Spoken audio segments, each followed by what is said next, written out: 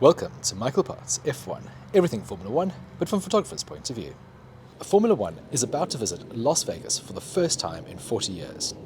This is going to be a spectacular race. On Monday night, I took a track walk around the new circuit, and in this video I'm going to give you a sneak peek of what to expect this weekend. The Las Vegas Strip Circuit is a 6.2 kilometer, 3.8 mile long circuit. It's the second longest circuit on the current Formula 1 calendar. The race will be run anti-clockwise, and the track has 17 corners. The race will consist of 50 laps, with a race length of 310 kilometers or 192 miles. The highlight is the main straight running down the famous Las Vegas Boulevard, also known as the Strip. The track has, rather unflatteringly, been compared to a farmyard animal. But let's start this tour at the entrance to the pits. Here we see a fluorescent sign playing on the famous Welcome to Las Vegas sign, and that leads us into the paddock area. This is a completely newly built paddock area. The land was bought by Formula 1 for $240 million, and it's been developed into this exquisite pit paddock complex. When it's not Formula 1 race weekend, this is going to become a permanent venue, probably hosting some sort of Formula 1 exhibition. The first thing that struck me about the pit area is how small the fast lane is.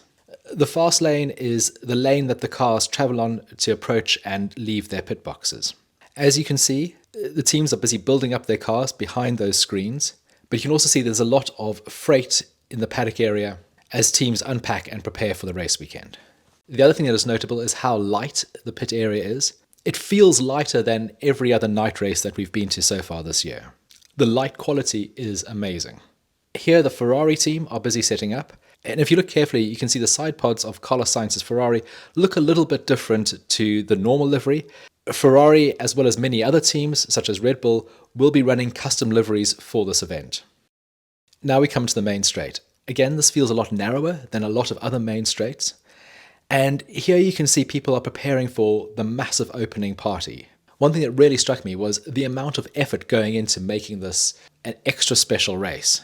I think this opening party is going to set a new standard for Formula 1 events. Kylie Minogue is headlining, and it just looks like it's going to be something out of this world.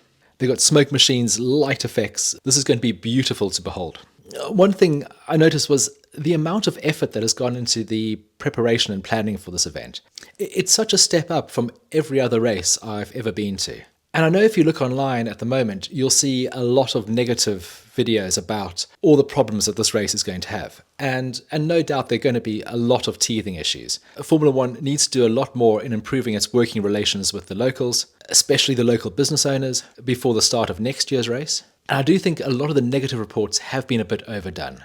There's nothing like a little bit of drama to attract clicks.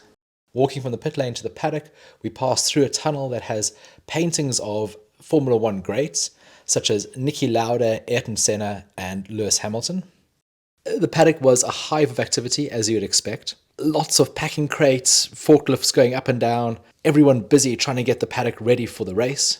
The hospitality units, like we have for many of the flyaway races, are prefabricated structures. At the end of the paddock, there's a Vegas-style wedding chapel, complete with hearts and chandeliers. There's a sign saying, "Lights out and together we go."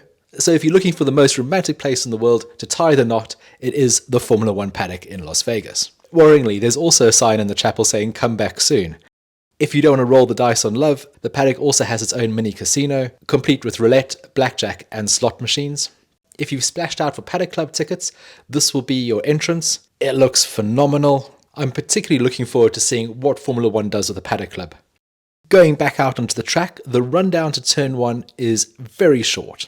And there's a very sharp hairpin here, and I expect we'll see a little bit of carnage at the start of the race. This has got first corner incident written all over it. This is the view of turns 2, 3, and 4.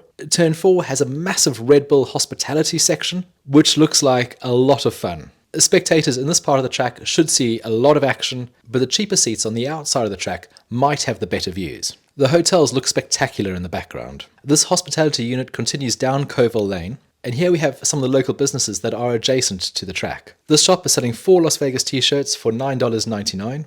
A bit further down Covell Lane, we see the High Roller, which is the Las Vegas observation wheel.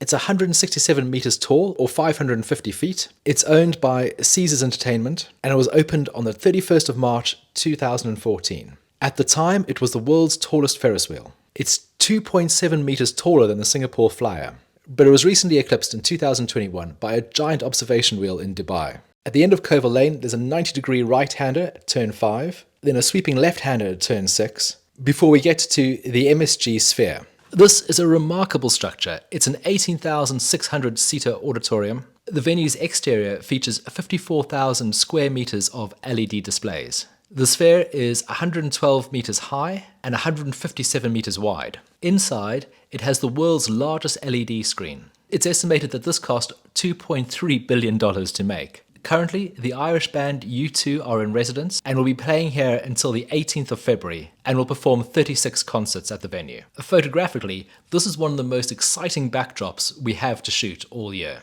Formula One will be taking over the visual content of the sphere, and you can expect to see something pretty amazing projected on these LED screens during the race. One of the concerns that has been raised is about the temperature when the race is going to be run. Looking at the forecast, we're expecting 11 degrees Celsius on Saturday night when the race is on. That's considerably lower to the 45 degrees we had in Qatar a few races ago. But it's not abnormal for Formula One. For many years we've been testing in Barcelona in February, which has similar ambient temperatures. The cars and drivers have been able to handle that without any problems, so I'm not expecting that to cause as many problems as people are fearing. The asphalt seemed very smooth to me. There are a lot of other tracks that are quite abrasive, so I don't think this is going to be a track that's heavy on the tyres. We'll probably just see one stop. Although drivers probably will favour the softer tyres, I don't think we'll see them struggle to get heat into the tyres as many people have predicted. There are lots of Las Vegas specific details around the track. Here you can see the curbs have playing card symbols, which is very cool. The Las Vegas branding on the side of the track is also very cool. It's a lot nicer than the black and white hashtags that we see at other races. From the MSG Sphere we go down to turn 10, where you can see the monorail going overhead. From turn 11 there's a nice shot back up the track where you'll see the cars coming at you with the sphere in the background. I think that's going to be a mega shot. One thing you can see here is that normal vehicles are driving on the track just a few days before the race. And actually the organisers are going to open up the roads at the end of the day. This is the only other track other than Monaco where you can drive your own car on a racetrack during race weekend. The complexity to do this is huge. They have to open so many different parts of the racetrack. It's going to be really interesting to see how they do this. The right-hander at turn 12 leads us onto the strip.